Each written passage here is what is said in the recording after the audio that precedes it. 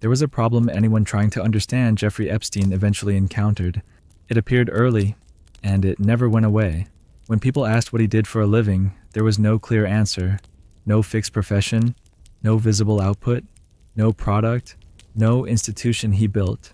And yet, he moved through the highest levels of wealth and power with extraordinary ease. Epstein did not introduce himself with a title that explained his access.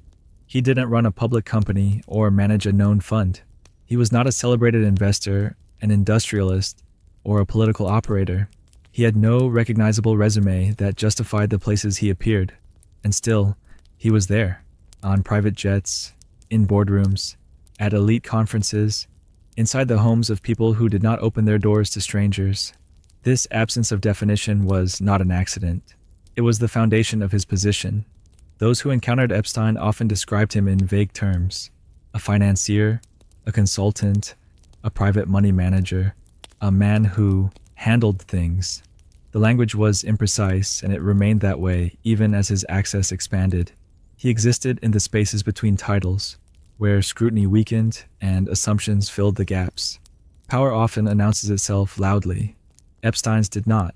It arrived quietly, through proximity rather than authority. He was rarely the most important person in the room, but he was almost always connected to someone who was. His value lay not in leadership, but in placement. By the late 1990s and early 2000s, Epstein was embedded in a network that included billionaires, politicians, scientists, and royalty. He hosted gatherings. He funded research. He facilitated introductions. His name appeared on flight logs, guest lists, and donor records. Yet, when journalists and investigators attempted to trace the source of his wealth, they encountered the same obstacle again and again: opacity. There were no clear clients, no public transactions, no audited statements. The money existed, but its movement was difficult to map.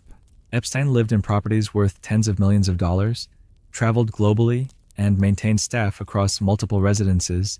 The scale of his lifestyle suggested enormous resources, but the structure supporting it remained largely invisible. This invisibility was not merely financial. It extended to his personal narrative.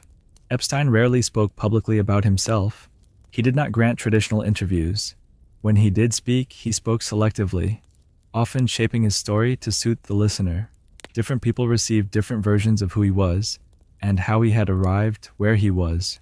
To some, he presented himself as a former academic, to others, as a financial savant, to still others, as a facilitator of ideas. The contradictions were rarely challenged. In elite spaces, certainty is often less important than usefulness. Epstein was useful. The lack of a defined role gave him flexibility. Without a job, he could not be easily categorized. Without a firm, he could not be easily audited. Without public obligations, he could move without drawing attention. His ambiguity functioned as insulation. This insulation would prove critical later, but even early on, it shaped how he was perceived. People assumed someone else had vetted him. They assumed his presence signaled legitimacy. In environments where trust is often outsourced, Epstein benefited from collective complacency. He also benefited from time. Epstein did not rush. He built relationships slowly, patiently, over years. He cultivated a reputation for discretion. He listened more than he spoke. He mirrored the interests of those around him. He positioned himself as a supporter rather than a rival. In this way, he avoided the friction that often accompanies ambition. He did not compete openly for status. He attached himself to it. There's a tendency, when examining figures like Epstein, to search for a single moment of origin, a decisive break, a sudden rise. In his case, no such moment exists. His ascent was incremental, almost dull in its progression.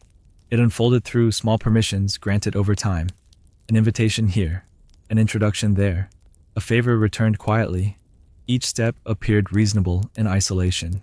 Together, they created something extraordinary. By the time Epstein became a recognizable name, he had already constructed a life that defied easy explanation. He was known, but not understood. Visible, but undefined. Wealthy, but unaccountable. This combination is rare, and it is unstable. It attracts curiosity, but it also discourages confrontation. People who questioned his background often stopped short of pressing further. The answers were vague, but not implausible. In elite circles, vagueness is often tolerated if it does not disrupt comfort. Epstein learned this early, and he relied on it. There was also an element of performance. Epstein curated an image of intellectual seriousness. He associated himself with scientists and thinkers. He spoke about complex ideas. He framed his interests as philanthropic or abstract. This created distance between his public persona and the mechanics of his private life. The performance worked because it aligned with existing expectations. Wealthy patrons of science and culture are not unusual. Private benefactors often operate behind the scenes. Epstein's role did not appear anomalous. It appeared discreet, and discretion, in certain environments, is prized above transparency. This is not to suggest that no one noticed the inconsistencies. Some did. Some found his story thin, his explanations unsatisfying, but skepticism rarely translated into action. There was no immediate cost to accepting him, and no obvious benefit to challenging him. The system absorbed him without resistance. This absorption reveals something important. Epstein did not exploit a single weakness. He exploited a pattern. He moved through spaces where trust was assumed, where oversight was minimal, and where status insulated those who possessed it. His lack of a job was not a liability. It was an advantage. Without a defined role, he could not fail publicly. Without a visible structure, he could not collapse visibly. He existed in a liminal space, sustained by relationships rather than institutions. When one connection weakened, another compensated. By the time questions became unavoidable, Epstein's position was already entrenched. He was no longer an unknown figure seeking entry. He was a known presence whose removal would have raised uncomfortable questions for those who had accepted him. The man with no job had become indispensable precisely because he could not be easily explained. Understanding Jeffrey Epstein begins here, not with his crimes, but with his foundational ambiguity. Before there were accusations, before there were investigations, there was a man who occupied space without justification and was allowed to remain there. That permission, granted repeatedly, quietly, and without scrutiny, made everything else possible. Every attempt to understand Jeffrey Epstein eventually circles back to the same problem. The beginning does not explain the ending. There's no early brilliance that predicts the access he later enjoyed. No institutional pedigree that justifies the trust he received. No formative achievement that accounts for the latitude he was granted. Instead, there's a trail that thins almost immediately.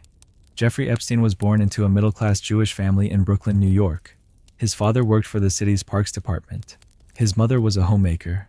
There was nothing exceptional about the household, and no indication that it served as a launchpad for extraordinary influence. It was stable, ordinary, and largely unremarkable. This ordinariness matters because Epstein would later move in worlds where origins were scrutinized carefully. Elite spaces value pedigree.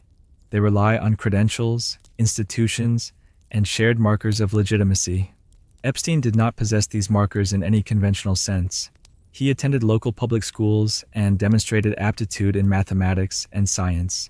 Teachers described him as intelligent, if not especially distinguished. He was not known as a prodigy.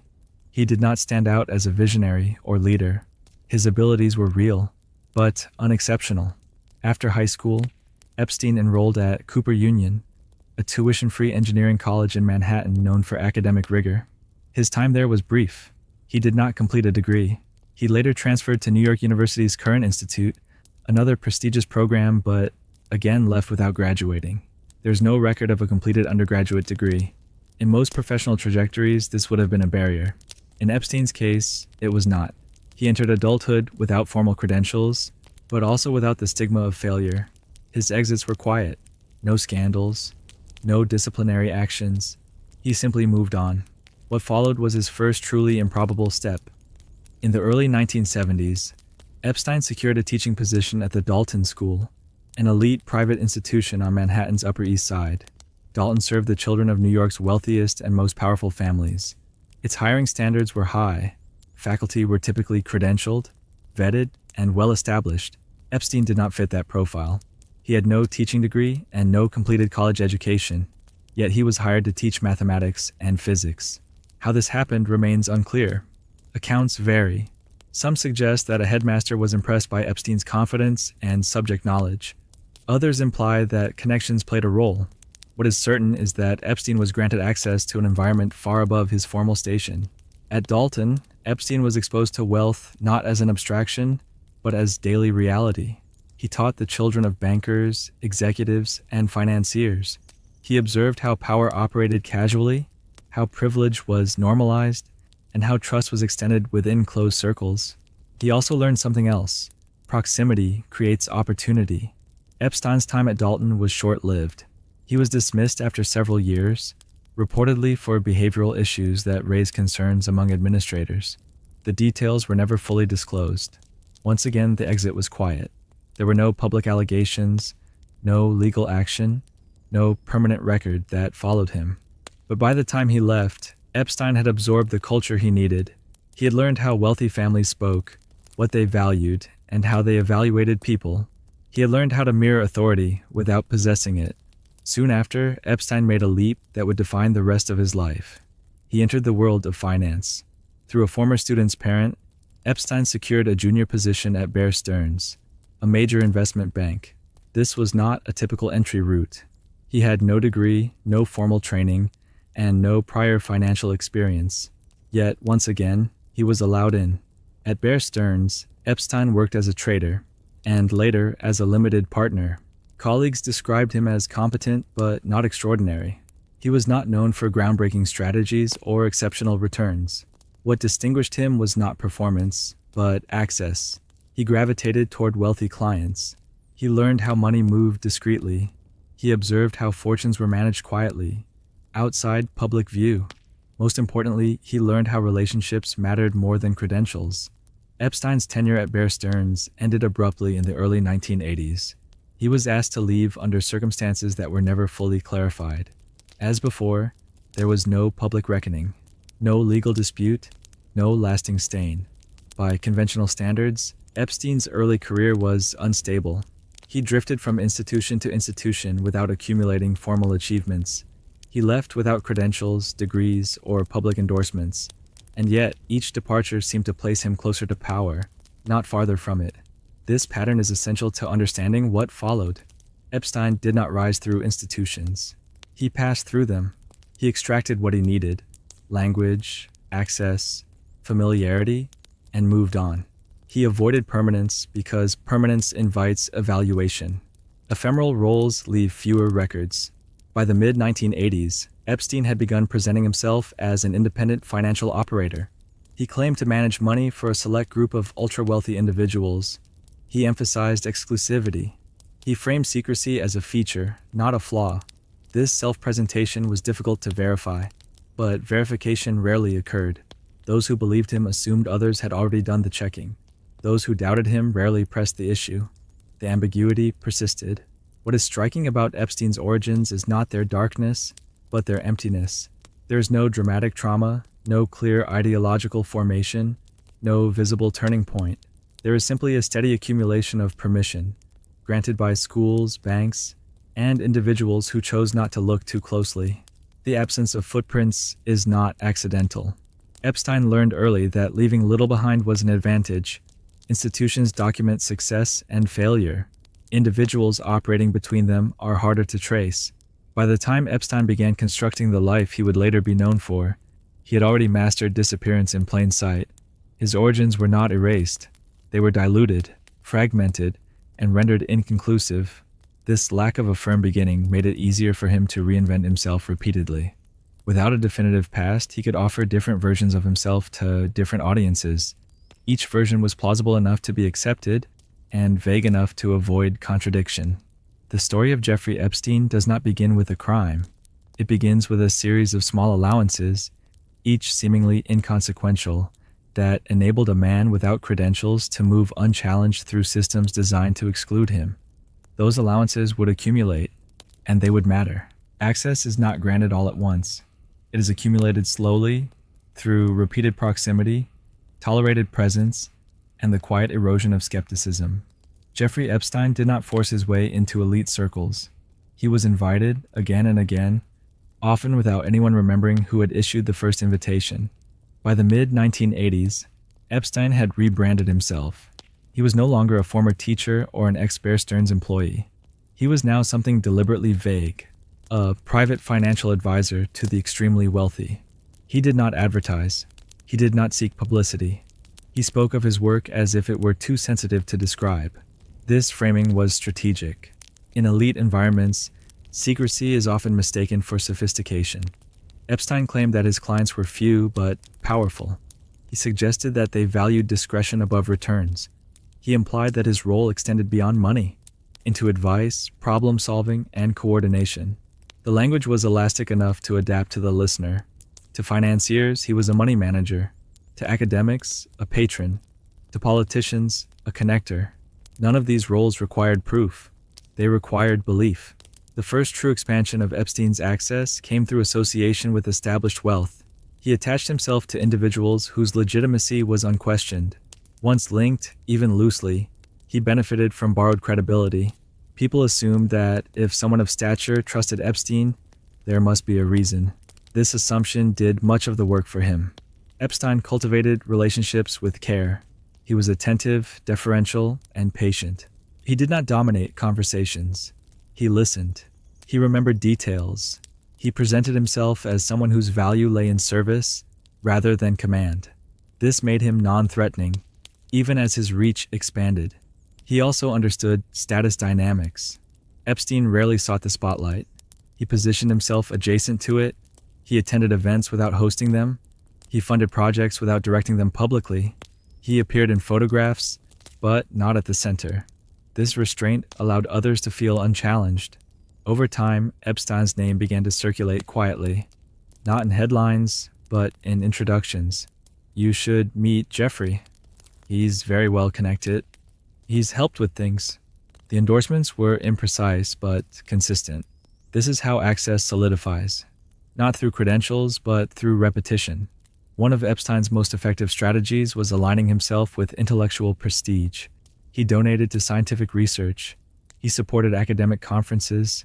He cultivated friendships with prominent scientists and thinkers. This association served multiple purposes.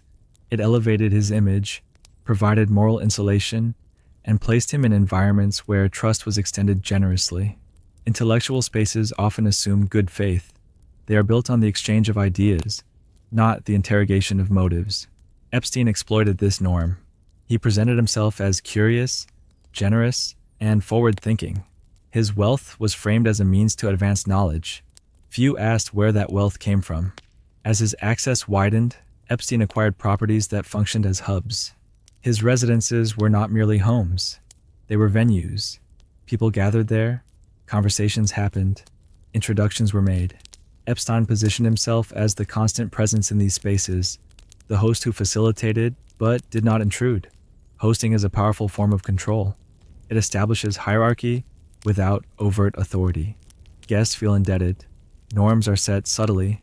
Epstein understood this, and he used it. Importantly, access also created protection. Each new connection increased the number of people with a stake in Epstein's legitimacy. Questioning him would not only challenge Epstein, but also the judgment of those who had accepted him. This created a quiet disincentive to scrutiny. By the 1990s, Epstein's access had become self-reinforcing. He was invited because he had been invited before. He was trusted because others trusted him. His presence signaled belonging, even if no one could articulate why. This dynamic extended into political circles. Epstein cultivated relationships across ideological lines. He avoided overt allegiance. His value lay in neutrality. He could move between camps without appearing partisan. This made him useful and difficult to place. Usefulness is a powerful shield. It's important to note that Epstein did not appear wealthy in the traditional sense at first. He did not flaunt consumption early on. He adopted the aesthetics of discretion, tailored but subdued, luxurious but restrained. This allowed others to project seriousness onto him. Only later did the scale of his resources become impossible to ignore. By then, his access was entrenched. What is striking about this phase of Epstein's life is how little resistance he encountered. Systems designed to vet, verify, and exclude did not activate. Background checks were minimal or non-existent. Questions were deferred. Responsibility was diffused. Everyone assumed someone else had done the work. Access, once granted, tends to widen. Epstein leveraged early permissions into broader entry. A meeting led to a flight. A flight led to a stay. A stay led to familiarity. Familiarity led to trust. This progression feels natural when observed from within. It rarely triggers alarms. Each step appears incremental. It's only in retrospect that the pattern becomes clear. Epstein also benefited from the social norms of the elite. Politeness discourages confrontation. Discretion discourages inquiry. Reputation circulates informally, making it difficult to trace. Epstein moved comfortably within these norms. He didn't need universal acceptance. He needed only enough. Enough doors open. Enough introductions made. Enough silence maintained. By the time doubts emerged in some quarters, Epstein's access was no longer theoretical. It was documented in flight logs, guest lists, and institutional ties. Removing him would have required explanation. Explanation would have required accountability. And accountability was inconvenient. This is how access becomes armor. Jeffrey Epstein didn't storm the gates of power. He was waved through them repeatedly by people who found it easier to accept him than to question him. His rise was not a failure of a single institution, but a cumulative failure of many. Understanding this phase is essential. Epstein's crimes did not occur in isolation. They occurred within a structure that normalized his presence and protected his ambiguity. Access made everything else possible. Once access is secured, it can be used for many purposes. The next phase of Epstein's life would show just how dangerous unexamined access can be. At a certain point, access demands an explanation. Invitations can be vague. Titles can be improvised. But wealth, sustained, expansive wealth, leaves traces. It must come from somewhere. It must move through accounts, structures, and intermediaries. And eventually, people begin to ask questions. With Jeffrey Epstein, those questions produced remarkably few answers. By the mid-1990s, Epstein's lifestyle had reached a scale that could no longer be explained by informal consulting or modest financial management. He owned multiple properties, including a vast Manhattan mansion, a private island in the Caribbean, and residences elsewhere in the United States and abroad. He maintained aircraft, staff, security, and a constant schedule of travel. The costs were enormous and ongoing, yet when journalists and investigators attempted to identify his clients, they encountered a void. Epstein claimed to manage money for an extremely small number of ultra-wealthy individuals. He suggested that his exclusivity justified the lack of visibility. According to his own account, he did not need many clients because each relationship was extraordinarily lucrative. This explanation was plausible on the surface. Family offices do exist. Discreet wealth managers do operate quietly. But Epstein's version strained credibility. There were no public filings showing large-scale fund management, no known institutional partnerships, no verifiable track record of performance. He did not appear on lists of major hedge fund operators or private equity leaders. His firm was small, opaque, and largely inactive on paper, and yet the money kept flowing. One name surfaced repeatedly in attempts to understand Epstein's finances: Leslie Wexner, the billionaire founder of a major retail empire. Wexner granted Epstein unusual authority over his personal finances in the late 1980s. This relationship was atypical in both scale and structure. Epstein was given sweeping control, despite lacking a clear professional history that would justify such trust. Through this association, Epstein's financial position changed dramatically. He acquired property, he expanded his operations, his lifestyle escalated. For observers, Wexner appeared to be the anchor that made Epstein's wealth intelligible. But even this explanation was incomplete. The Wexner relationship accounted for some resources, but not all. Epstein continued to present himself as managing money for others. He implied that his methods were proprietary and that his clients valued anonymity. Yet no additional clients were ever conclusively identified. This absence raised uncomfortable questions. If Epstein was not generating wealth through conventional financial activity, what was the source? If he was being paid for services, what were those services? And why was there so little documentation? The lack of clarity did not deter those around him. In elite environments, unexplained wealth is often tolerated if it does not disrupt existing hierarchies. Epstein's money did not threaten others. It lubricated relationships. He funded projects, hosted gatherings, and absorbed costs. His wealth functioned as a public good within his circles. This utility softened skepticism. Epstein also structured his finances to resist scrutiny. He relied on private entities, offshore accounts, and trusts. Transactions were fragmented. Ownership was layered. Each piece was small enough to avoid attention, but together they formed a vast and durable network. Opacity was not a byproduct of his wealth. It was a design principle. Importantly, Epstein did not behave like someone seeking recognition for financial success. He did not market himself as a genius investor. He did not seek accolades. He avoided rankings and publicity. This absence of self-promotion made his wealth less conspicuous. People noticed the trappings, properties, planes, connections, but they didn't fixate on the mechanism. The question of how was deferred. There's a broader cultural context here. In certain strata, wealth is assumed to be legitimate unless proven otherwise. The burden of proof falls not on the wealthy individual, but on those who question them. Epstein benefited from this inversion. Without a scandal to anchor suspicion, doubt remained abstract. Over time, the mystery of his finances became normalized. It was treated as a curiosity rather than a warning. People speculated privately, but acted publicly as if nothing were amiss. This collective decision to tolerate uncertainty had consequences. Money without clients created a unique position for Epstein. He was not accountable to investors. He didn't answer to boards. He was not constrained by performance metrics. His wealth appeared autonomous, detached from obligation. This autonomy enhanced his power. He could act quickly, fund selectively, and withdraw support without explanation. He could say yes or no without justification. In a world where most actors are constrained by institutions, Epstein's freedom was unusual.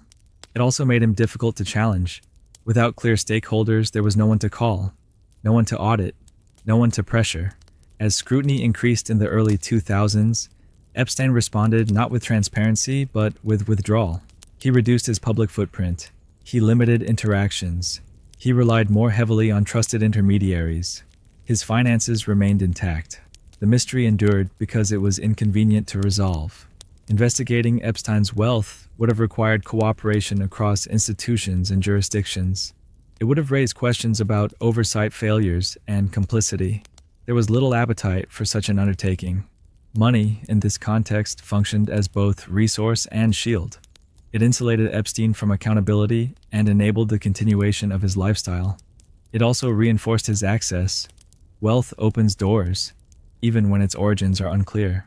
By the time law enforcement began to examine Epstein more closely, his financial structures were deeply entrenched. Untangling them would have required sustained effort and political will. Neither was forthcoming. The absence of clients was not an anomaly, it was a signal. It indicated that Epstein's wealth did not operate according to normal rules, but signals require interpretation. In this case, they were ignored. Understanding Epstein's money is essential, not because it reveals a single source, but because it exposes a system willing to accept unexplained wealth as long as it remains useful and discreet. The question was never fully answered, and it would not remain merely theoretical for long. Networks do not announce themselves. They emerge gradually through repeated contact, shared spaces, and mutual convenience. By the time they become visible, they are already normalized. Jeffrey Epstein's power did not reside in any single relationship. It resided in the accumulation of many. By the late 1990s, Epstein was no longer simply a wealthy man with unexplained access. He was a connective figure. He linked people who did not otherwise interact. He moved between domains, finance, politics, science, philanthropy, without appearing to belong fully to any of them. This ambiguity made him useful. Epstein's network was not hierarchical. There was no clear chain of command, no formal structure. It functioned horizontally. Through overlap and proximity, individuals encountered one another at Epstein's properties, on his planes, or through his introductions. The network existed less as an organization than as an environment. This distinction matters. Organizations can be audited. Environments cannot. Epstein positioned himself as a facilitator rather than a participant. He introduced donors to researchers, politicians to financiers, academics to patrons. He funded conferences and retreats that brought up influential figures together under the banner of intellectual exchange. His presence was constant, but understated. He did not dominate discussions. He observed. Observation was his advantage. Those within the network often described Epstein as generous and curious. He asked questions. He expressed interest in ideas. He framed his involvement as philanthropic or exploratory. This created moral cover. Supporting science or education is rarely questioned, particularly when done quietly. Through these activities, Epstein embedded himself in circles that prized discretion and autonomy. Scientists valued funding without interference. Politicians valued donors without publicity. Wealthy individuals valued privacy. Epstein offered all three. As his network expanded, it began to include individuals whose reputations conferred legitimacy. Their presence signaled safety. If respected figures accepted Epstein, others followed. Trust propagated through association. Importantly, the network did not require unanimous endorsement. It relied on selective acceptance. Not everyone trusted Epstein. Not everyone liked him. But enough influential individuals tolerated him for the network to function. Tolerance is often mistaken for approval. In reality, it is simply the absence of resistance. Epstein also understood the importance of neutrality. He avoided explicit ideological commitments. He did not align himself publicly with causes that might polarize. This allowed him to move between political factions without friction. He was neither advocate nor opponent. He was adjacent. Adjacency confers flexibility. It allows one to be present without being accountable. The network extended internationally. Epstein cultivated relationships beyond the United States, leveraging his mobility and resources. Travel was central to his operations. His planes and properties facilitated gatherings that felt informal and insulated from oversight. These spaces blurred boundaries between professional, social, and private life. Blurring boundaries is a powerful tool. It weakens norms and diffuses responsibility. In informal settings, expectations relax. People speak more freely. Oversight diminishes. Within these spaces, Epstein was both host and constant. He controlled logistics. He managed access. He determined who was invited and when. This gave him subtle authority. Guests relied on him even as they perceived him as peripheral. This dual position, central yet unchallenged, was critical. The network also provided Epstein with protection. Each connection increased the cost of exposure. Questioning Epstein would implicate others, not necessarily in wrongdoing, but in judgment. Few were eager to revisit their assumptions or associations. Silence was easier. This silence was reinforced by compartmentalization. Individuals within the network rarely saw the whole. They encountered Epstein in specific contexts and assumed those contexts defined him. A scientist saw a patron. A politician saw a donor. A financier saw a peer. No single interaction revealed the full picture. Compartmentalization prevented synthesis. It also prevented accountability. When concerns arose, they were often isolated. One person's unease did not become collective action. There was no mechanism for aggregation. The network lacked formal channels for scrutiny. Epstein benefited from this fragmentation. He didn't need universal approval. He needed only enough acceptance to maintain momentum. As the network matured, it developed inertia. Relationships persisted out of habit. Invitations were extended reflexively. Epstein's presence became part of the background. Removing him would have disrupted routines and raised questions. Inertia favored continuity. This dynamic is not unique to Epstein. Networks of influence often operate this way. They prioritize stability over examination. They reward familiarity. They discourage disruption. What made Epstein's network distinctive was its density and opacity. It spanned sectors that rarely intersected formally. It relied on personal trust rather than institutional oversight, and it was anchored by a figure whose role remained undefined. Undefined roles are difficult to challenge. By the early 2000s, Epstein's network had reached a critical mass. He was no longer merely adjacent to power. He was embedded within it. His access was routine. His invitations were expected. His absence would have been noticed.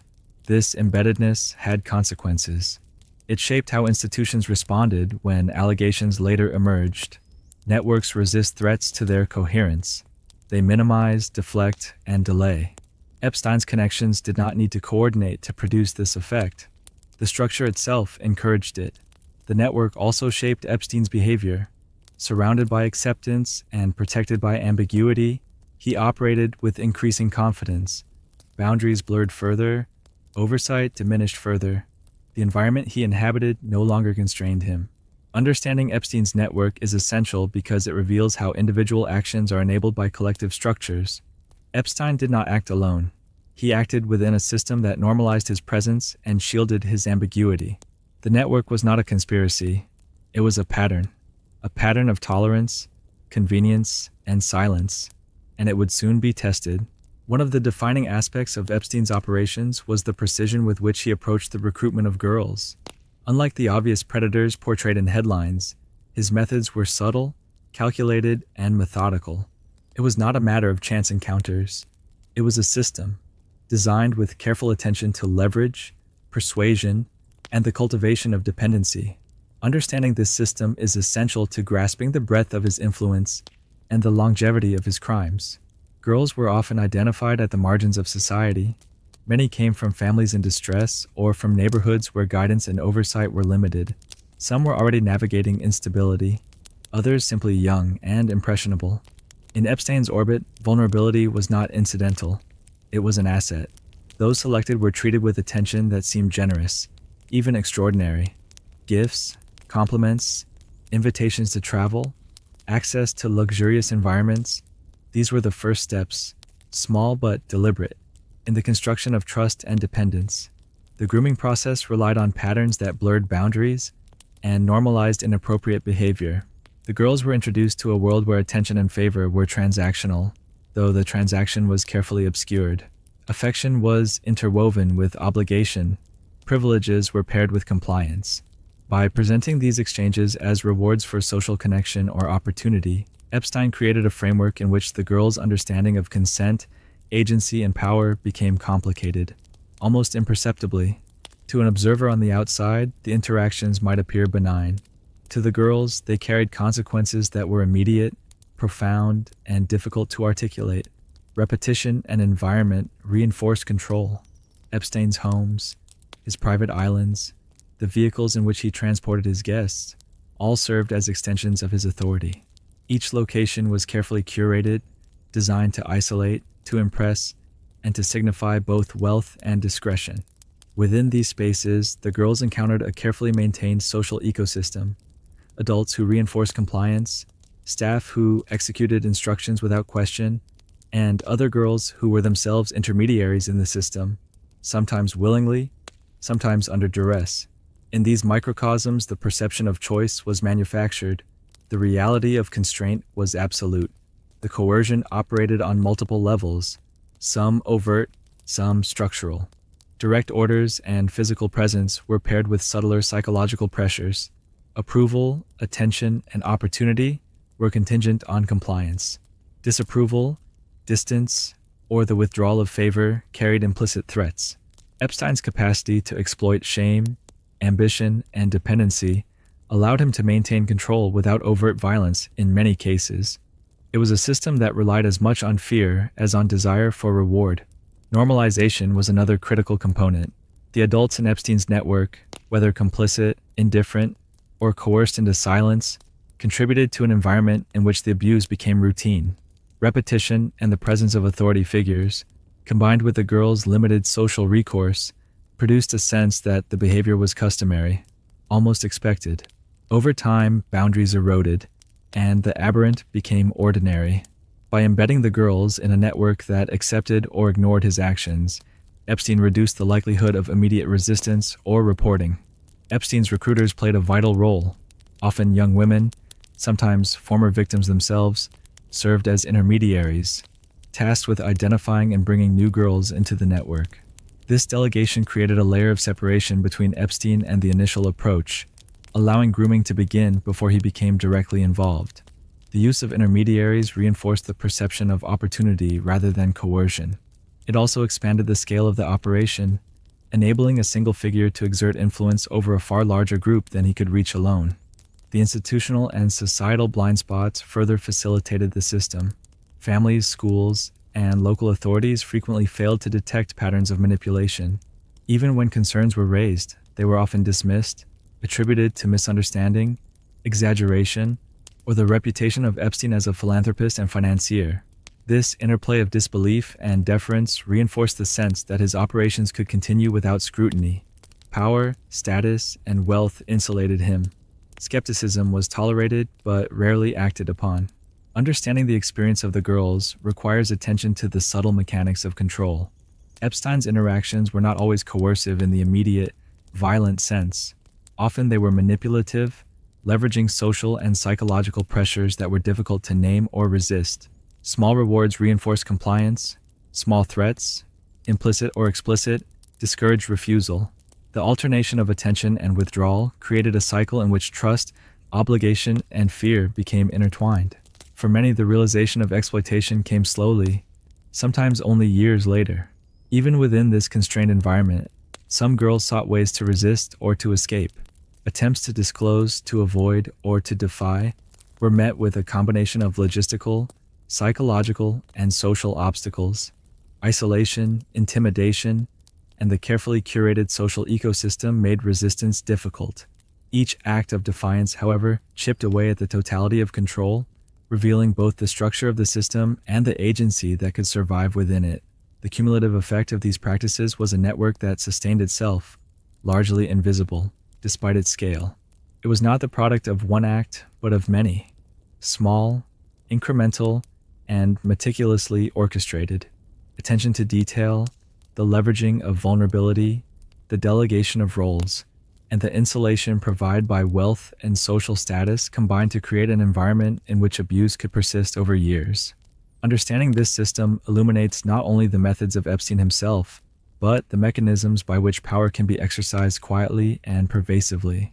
In examining this period of his life, it is evident that the girls were central to the maintenance of his influence. They were simultaneously participants, instruments, and victims. Their recruitment and exploitation were not chaotic. They were systematic, part of a larger architecture of access, secrecy, and control.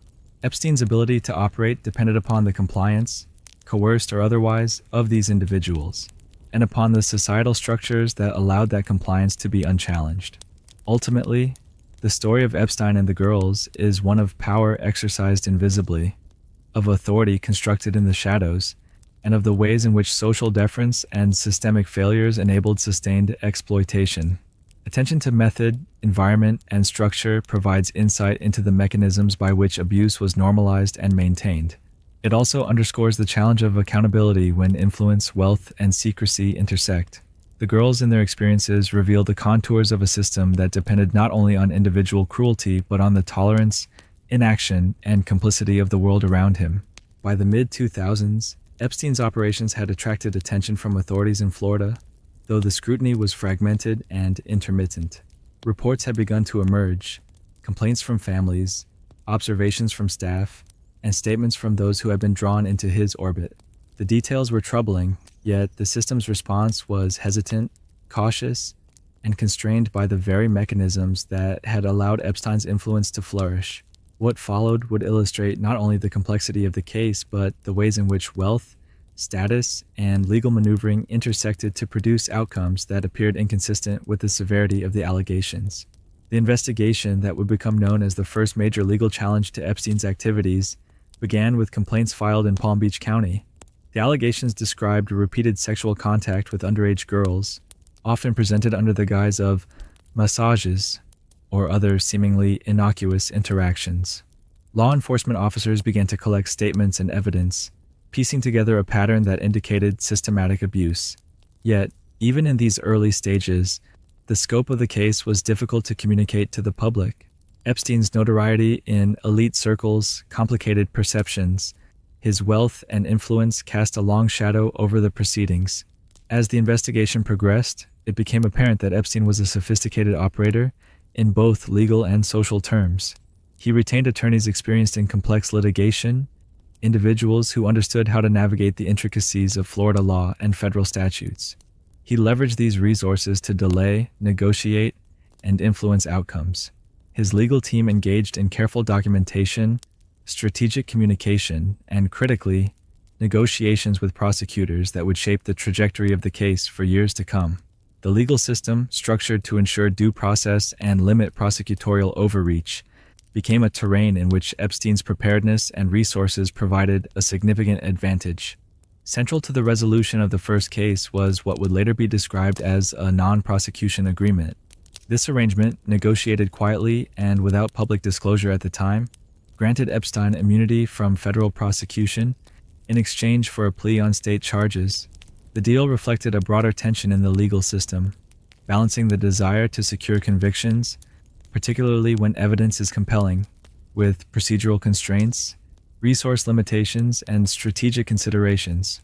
For Epstein, the outcome was remarkable. He faced minimal jail time, maintained substantial freedom of movement, and continued to oversee the network that had long defined his influence.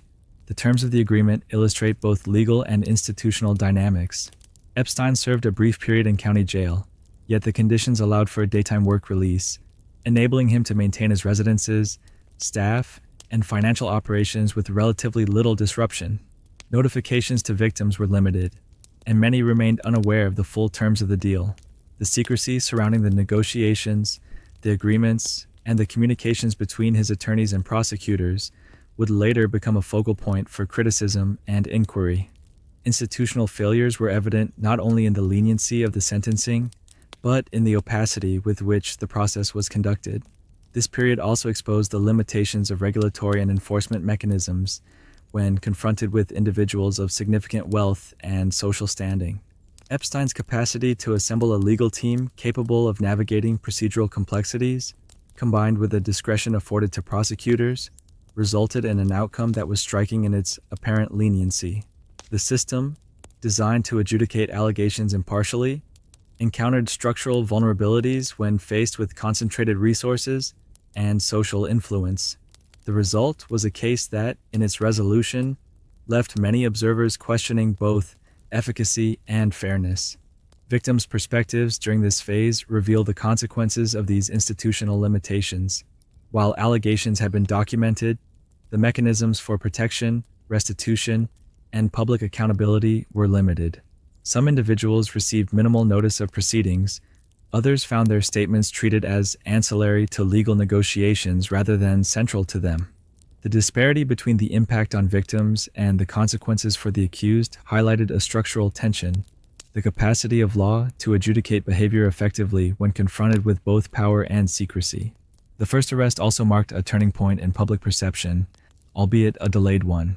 Initially, reporting was fragmented, often focused on the mechanics of the plea rather than the broader patterns of exploitation. Epstein's social capital, combined with careful management of public relations, mitigated reputational damage among elites. While the case circulated in news accounts, the narrative did not immediately capture the systematic nature of the abuse. Instead, the focus remained narrow, emphasizing procedural resolution over structural understanding. In this, the episode underscores the ways in which societal attention can lag behind evidence, particularly when the subject occupies a space of concentrated wealth and influence. Even after conviction, Epstein's network demonstrated resilience. His ability to maintain access to social and financial elites was largely unaffected. Properties continued to operate, staff remained in place, and mechanisms of grooming and recruitment persisted. The structural continuity suggests that legal interventions, while symbolically significant, were insufficient to disrupt the broader system. The case serves as an illustration of how power can persist through procedural setbacks, when social, economic, and legal factors align to provide protection. Looking back, the first arrest offers multiple lessons in systemic interaction. It reveals the interplay between procedural law, prosecutorial discretion, and individual resources. It highlights the vulnerabilities in oversight when confronted with a figure who combines social leverage with strategic legal positioning. And it demonstrates the limitations of short-term interventions in addressing long-standing patterns of behavior, particularly when those patterns are embedded within a network that includes both complicity and silence. The resolution of this initial case did not end Epstein's influence. It merely reshaped the terms under which he operated. From this point forward, any understanding of his life, operations, or legacy must account for the ways in which legal constraints intersected with social and financial power. The first arrest was, paradoxically, both a moment of accountability and a demonstration of institutional limitation. It serves as a prelude to the more extensive scrutiny, eventual federal intervention, and public reckoning that would emerge in later years. In sum, the first arrest represents a critical phase in Epstein's trajectory, one in which the legal system engaged with documented allegations. Yet the outcomes were profoundly shaped by wealth, influence, and negotiation. It is a chapter that illustrates the tension between evidence and enforcement, between complaint and consequence, and between individual responsibility and systemic oversight. Understanding this episode is essential not only to the narrative of Epstein's life, but to the broader examination of how power, privilege, and procedural law can intersect in ways that allow extraordinary influence to persist even in the face of documented criminal behavior. Even after the initial legal proceedings, Epstein remained largely insulated from scrutiny. His arrest and subsequent plea had generated some attention, yet the broader system continued to absorb him with minimal disruption. Understanding the mechanisms of this protection requires examining the networks of influence, the assumptions of deference, and the structural gaps that allowed him to operate with relative impunity. The period following his first case illustrates a convergence of wealth, status, and institutional weakness that can render enforcement and accountability inconsistent, uneven, and often ineffective. At the center of this protective environment was Epstein's social and financial capital. His relationships with prominent individuals, politicians, academics, financiers, and cultural figures functioned as both shield and signal. Proximity to power conveyed legitimacy, whether or not it was warranted. When elite networks tacitly or actively reinforced his presence, institutions were less likely to challenge him directly. This is not to suggest that authority figures were universally aware of all details of his conduct. Rather, the appearance of legitimacy, combined with his strategic discretion, created an environment in which oversight was uneven at best. Legal and regulatory bodies faced additional constraints. The structure of the law requires evidence, corroboration, and procedural rigor. In Epstein's case, these requirements collided with the realities of secrecy, intimidation, and selective disclosure. Victims often remained silent, either because of fear, embarrassment, or the perceived futility of reporting. Witnesses were difficult to locate, testimony was inconsistent, and documentation was scattered. Investigators were operating in a terrain that was complex, politically sensitive, and fraught with potential repercussions. The result was delay, incompleteness, and the appearance of inaction, even when efforts were underway behind the scenes. Media coverage played a paradoxical role. Epstein's activities were reported intermittently, yet the narrative often focused on episodic events rather than systemic patterns. Stories emerged about individual complaints, minor settlements, or legal proceedings, but the connections between these incidents and the broader network remained less visible. For the general public, the perception was often that the case was contained, resolved, or exceptional, rather than part of a recurring pattern facilitated by social and institutional structures. This uneven awareness reinforced the space in which Epstein could operate undisturbed. The interplay between wealth and accountability was particularly pronounced. Epstein's resources enabled him to assemble legal teams capable of negotiating outcomes, delaying actions, and managing public perception.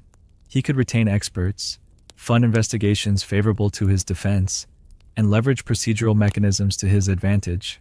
These capabilities did not eliminate scrutiny entirely, but they shifted the balance of power decisively in his favor. Institutions designed to adjudicate wrongdoing encountered an individual whose combination of preparation, resources, and social connections allowed him to navigate challenges with remarkable efficiency.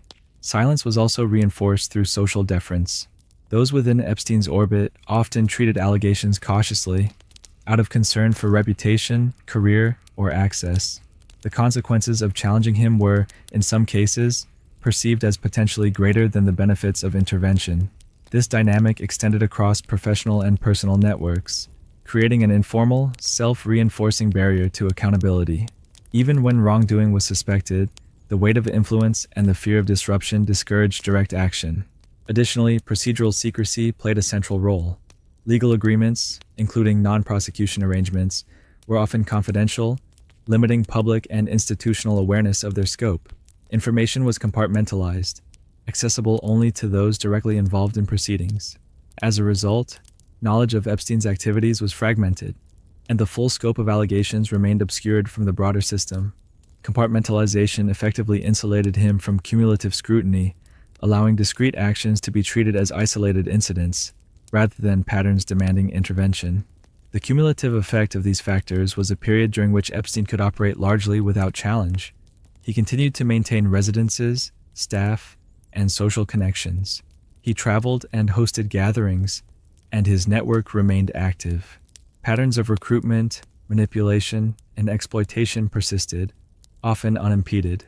Legal accountability, public awareness, and institutional enforcement did not align in ways sufficient to halt or significantly constrain his activities. The protection he enjoyed was neither accidental nor entirely personal.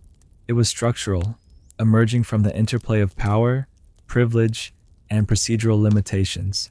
Understanding this environment requires attention to both the mechanics of influence and the psychology of compliance. Individuals within institutions often defer to perceived authority, prioritize self-preservation, or assume oversight will be handled elsewhere. Epstein exploited these tendencies by maintaining discretion, cultivating relationships, and presenting an image of legitimacy.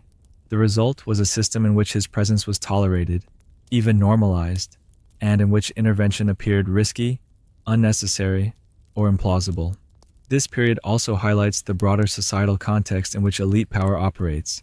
Institutions, legal, regulatory, and cultural, are not monolithic. They are composed of individuals navigating constraints, incentives, and pressures. When influence is concentrated and violations occur within private or elite spaces, standard mechanisms of accountability can falter. Epstein's case demonstrates how wealth and status amplify these effects, creating protective buffers that are difficult to penetrate, even with formal authority. By the time scrutiny intensified in later years, Epstein's network had become deeply embedded. Relationships, reputation, and influence had accumulated to such an extent that interventions were no longer simply matters of evidence.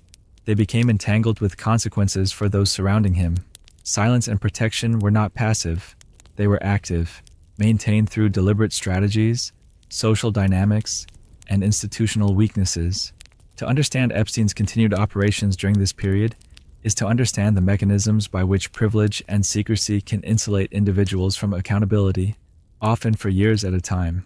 Ultimately, the period of silence and protection was a critical chapter in Epstein's life story. It demonstrates that criminal behavior, particularly when intertwined with power, is rarely a matter of individual acts alone. It exists within systems, social, legal, financial, and cultural, that may facilitate, ignore, or fail to confront wrongdoing.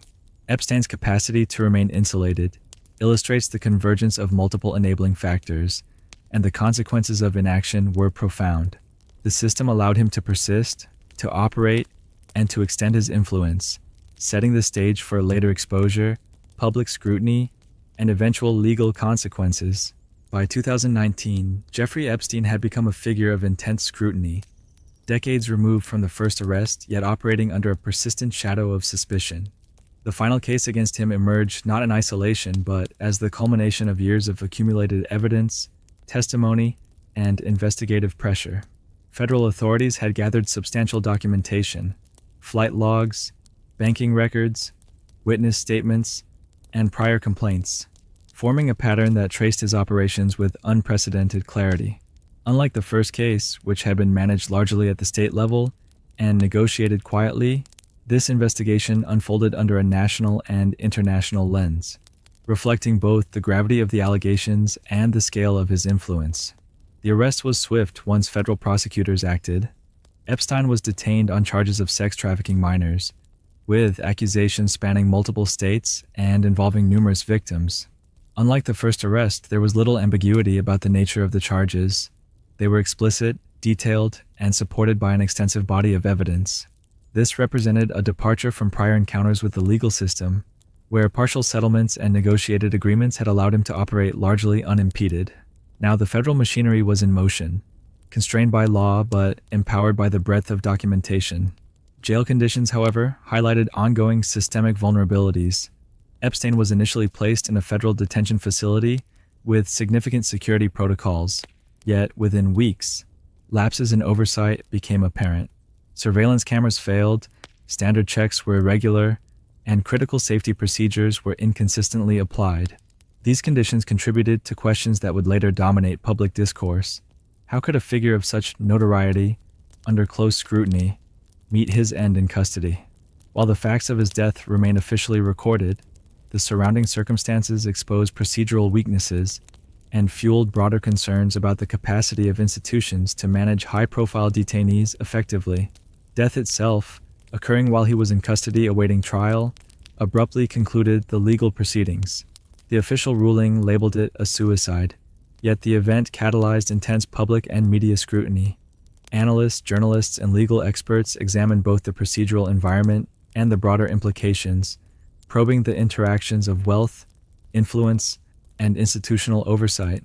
The combination of sudden death, prior allegations, and the extensive networks surrounding Epstein created a nexus of questions that remain unresolved, illustrating the limits of procedural closure in cases intertwined with power and secrecy. Even in this final case, the procedural machinery demonstrated both strengths and limitations.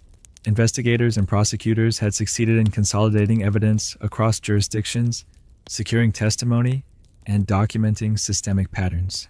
Yet the capacity to ensure accountability, to translate documentation into enforceable consequences, was circumscribed by circumstances beyond standard legal processes.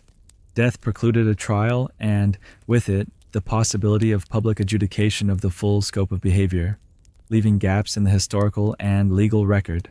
The consequences of these gaps underscore the challenges of navigating high-profile cases where institutional power and social influence intersect with criminal allegations. The victim's role in the final case was central. Individuals who had endured abuse over years, often silenced or marginalized during prior proceedings, found a platform through which their experiences could be formally documented and recognized. Federal investigation afforded greater visibility and legitimacy to their testimonies, emphasizing patterns and recurrence rather than isolated incidents. The aggregation of statements revealed both the scale of operations and the methods by which coercion, grooming, and exploitation were maintained. Yet, the inability to proceed to trial left these narratives partially unresolved, leaving survivors to navigate recognition and justice in a context disrupted by death and procedural limitation. Public attention intensified during this period. The combination of federal indictment, media coverage, and high-profile connections created a climate in which accountability became not only a legal matter, but also a subject of cultural and political discourse. Flight logs, property records, and social connections were scrutinized, revealing the extent to which Epstein had operated across geographic, social, and financial boundaries. The narrative became one not merely of individual wrongdoing, but of systemic susceptibility. How legal, social, and cultural mechanisms can be circumvented by concentrated influence and sustained secrecy. Institutional reflection emerged alongside public scrutiny.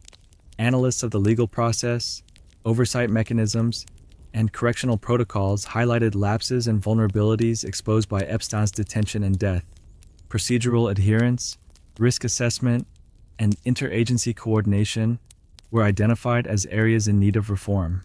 These evaluations underscored a broader lesson that high-profile cases involving wealth, influence, and transnational operations place extraordinary demands on systems designed for ordinary circumstances, revealing both strengths and limitations in the administration of justice. In the wake of arrest and death, unanswered questions dominate the narrative. How had earlier investigations failed to fully disrupt his operations? What procedural gaps allowed oversight lapses in federal detention? To what extent did social networks, financial leverage, and political connections influence the trajectory of investigation and prosecution? While law enforcement and judicial mechanisms operate with defined rules, the Epstein case illustrates the ways in which extraordinary social and financial capital can complicate the pursuit of closure.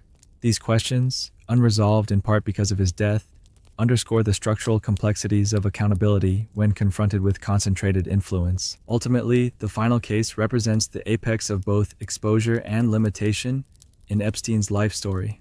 It consolidated prior allegations, documented systemic operations, and confronted him with federal authority in a manner previously unmatched. Yet it also revealed the boundaries of legal and institutional capacity, particularly in the context of pre-existing influence, procedural discretion, and sudden death.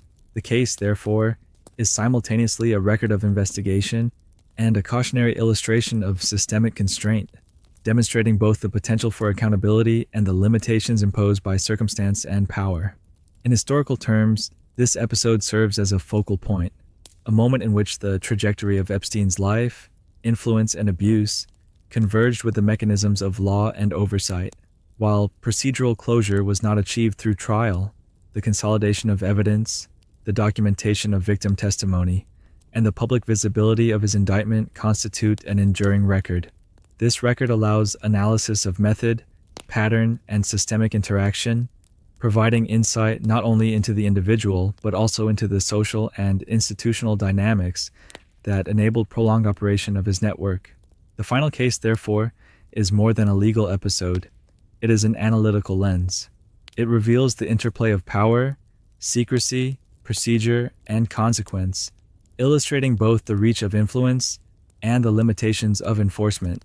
By examining the final arrest, detention, and death, it is possible to discern patterns that recur across elite networks, high-profile cases, and complex systems of accountability. Epstein's story, in this light, becomes a study not only of individual behavior, but of the structures that shape, constrain, or enable it. The conclusion of Jeffrey Epstein's life didn't bring closure.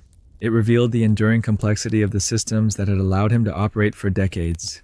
His death, sudden and definitive, left legal proceedings incomplete and questions unresolved. While prosecutors, journalists, and investigators had documented much of his network and behavior, large portions of the record remain inaccessible to the public. Sealed court filings, private settlements, and redacted evidence form a partial archive, one in which gaps are as significant as what is known. Understanding Epstein's legacy requires attention not only to his actions, but to the structures that preserve them, the evidence that survives, and the influence that persists. One of the most striking features of the aftermath is the degree to which documentation remains restricted. Court orders have kept certain materials confidential for extended periods, ostensibly to protect victims, ongoing investigations, or procedural integrity. Yet the result is an incomplete public record in which patterns of association, financial transfers, and institutional response are only partially visible. These gaps complicate analysis, leaving questions about the full extent of Epstein's network, the identities of participants, and the mechanisms by which influence was exercised. Scholars, journalists, and legal experts must work with fragments, reconstructing narratives from flight logs, witness statements, and court filings, aware that any reconstruction is necessarily provisional. Financial structures, too, remain opaque.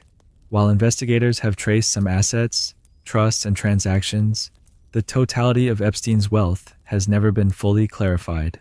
Accounts, foundations, and property holdings reflect a level of sophistication that complicates both legal enforcement and historical understanding.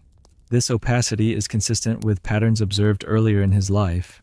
Epstein's resources existed but were often difficult to map, shielded by a combination of financial instruments, private management, and legal vehicles. In the absence of full disclosure, questions persist about the sources of wealth, the beneficiaries, and the degree to which financial power facilitated continued operation of his network. Institutional accountability is similarly unresolved. Legal settlements, non-prosecution agreements, and procedural discretion left many prior interventions incomplete. Agencies tasked with oversight, whether local, state, or federal, have faced criticism for decisions that allowed Epstein to continue operating. In the aftermath, discussions of reform, procedural review, and transparency have emerged, yet they also underscore the structural challenges of enforcing accountability against individuals who combine social capital, wealth, and legal sophistication. The protective mechanisms that insulated Epstein are now part of the historical record, illustrating both the vulnerabilities and the limitations of oversight systems. The survivors of Epstein's abuse occupy a central place in understanding the aftermath. Many have pursued legal avenues independently, seeking civil remedies or advocacy platforms. Their testimonies, some public and others confidential, have contributed to a partial reconstruction of the network, revealing patterns of coercion, recruitment, and facilitation. Yet even these efforts confront systemic limitations. Ongoing secrecy, delayed proceedings, and procedural constraints reduce the capacity for full resolution. The juxtaposition of personal narratives and institutional documentation highlights both the human impact and the structural gaps that characterize the posthumous record. Media and public attention have also played a crucial role in shaping the legacy of Epstein. Investigative reporting, documentaries, and journalistic inquiries have illuminated aspects of his operations, connections, and the failures of oversight. These accounts provide insight into the broader social dynamics that enabled prolonged abuse, illustrating the intersection of elite networks, legal discretion, and public perception. Yet, media narratives, while extensive, cannot fully substitute for legal resolution, leaving a dual record, one of fact-based reporting and another of procedural incompleteness. One persistent question concerns the endurance of influence. Epstein's associations with financiers, politicians, academics, and cultural figures extend beyond his lifetime. Many of these connections have been documented, yet the full scope remains unclear. Analysis suggests that his network was not merely social but operational, facilitating introductions, transactions, and opportunities in ways that blurred the lines between legitimate engagement and complicity. In the aftermath, understanding the persistence of influence involves not only tracing relationships, but also evaluating the mechanisms by which authority, discretion, and deference operated. The gaps in evidence and understanding underscore a broader historical pattern: the ways in which concentrated wealth and social capital can shield individuals from scrutiny, and how secrecy can persist even after public exposure. Epstein's case illustrates that accountability is not only a matter of criminal prosecution, but also of systemic visibility, institutional transparency, and the capacity to integrate fragmented knowledge into coherent oversight. Each sealed document, undisclosed settlement, or unexamined connection represents a point at which the historical record remains provisional, leaving both historians and policymakers to grapple with uncertainty. In synthesizing the aftermath, one observes a recurring theme: the intersection of individual behavior with structural conditions. Epstein's actions cannot be fully understood in isolation from the systems that allowed them to persist. Legal frameworks, social hierarchies, financial opacity, and institutional discretion converge to create a context in which abuse could continue for decades. The posthumous record reveals both the consequences of intervention and inaction, illustrating the enduring interplay between power, secrecy, and accountability. Ultimately, what remains is a complex legacy. Epstein's network, the experiences of his victims, the failures and gaps in oversight, and the partial documentation of his wealth and influence collectively form a historical landscape that is both illuminated and shadowed. Researchers, journalists, and legal authorities continue to probe these structures, seeking clarity where it is available and acknowledging uncertainty where it is not. The unfinished nature of the record is itself a lesson. Understanding figures like Epstein requires attention not only to deeds and evidence, but also to the systemic conditions that allow certain forms of power to operate largely beyond scrutiny. In the end, the aftermath of Jeffrey Epstein's life and the ongoing investigation into his operations reflect the persistence of both human and institutional complexity. Evidence gaps, sealed records, and unresolved influence are not anomalies but indicators of the interplay between wealth, status, law, and societal deference. The historical record is therefore partial, but it is instructive, offering insight into the mechanisms by which extraordinary power can persist, the challenges of accountability, and the enduring consequences for those whose lives were affected. Epstein's story, concluded in life but unfinished in consequence, remains a study of both individual behavior and the structural conditions that enable it.